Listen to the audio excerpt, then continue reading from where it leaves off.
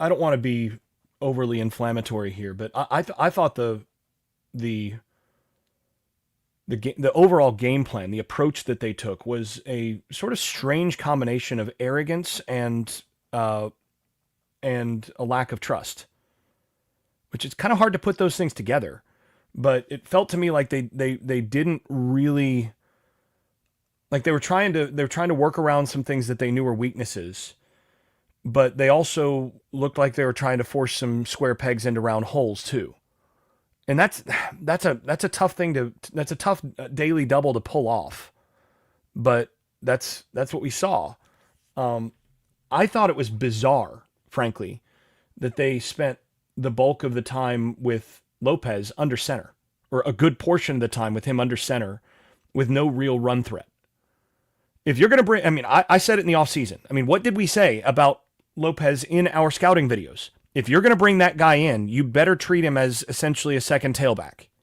If you're not doing that, then he's probably not the guy you should have gone out into the portal and got. If you're not using his legs as, if not the primary threat of him in the backfield, as sort of 1B, then what are you even doing? Right? It sort of reminded me of watching Thomas Castellanos at Boston College last year with Bill O'Brien, who coached under Bill Belichick, right? Bill O'Brien took Thomas Castellanos and basically put a collar on him and said, "All right, let's stay on the leash now." And look at what that resulted in. And then you watch Castellanos first week of this year against Alabama, and it looks like a completely different player than what you saw last year under Bill O'Brien. Gus Malzahn. Gus Malzahn knows how to use that kind of quarterback. And by the way, Castellanos is a lot shorter than Gio Lopez, right? But Malzahn knows how to put that kind of guy into the right situations. Carolina last night looked completely clueless of how to handle what the skill set that they had at quarterback with the guy that they started.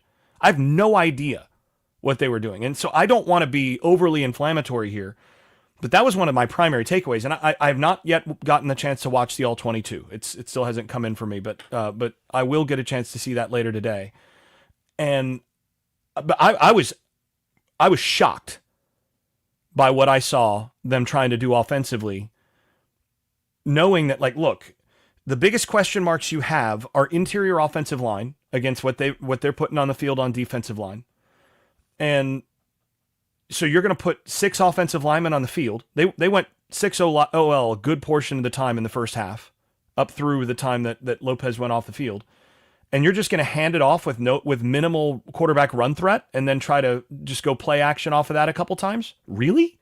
When that's your concern is the interior offensive line? What are we even doing here?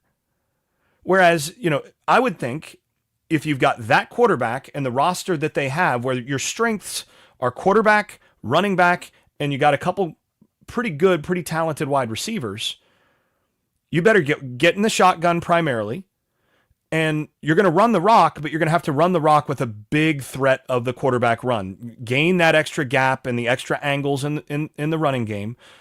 Pull a few pages out of Gus Malzahn's playbook and run that quarterback, and then get him on the edge where he can get the ball out to playmakers and let him be more comfortable doing that, instead of asking him to work and operate from the playbook or from the pocket, where it looked like the game was going too fast for him, making those kinds of decisions, operating and being asked to do stuff that he'd never been asked to do at his prior stop.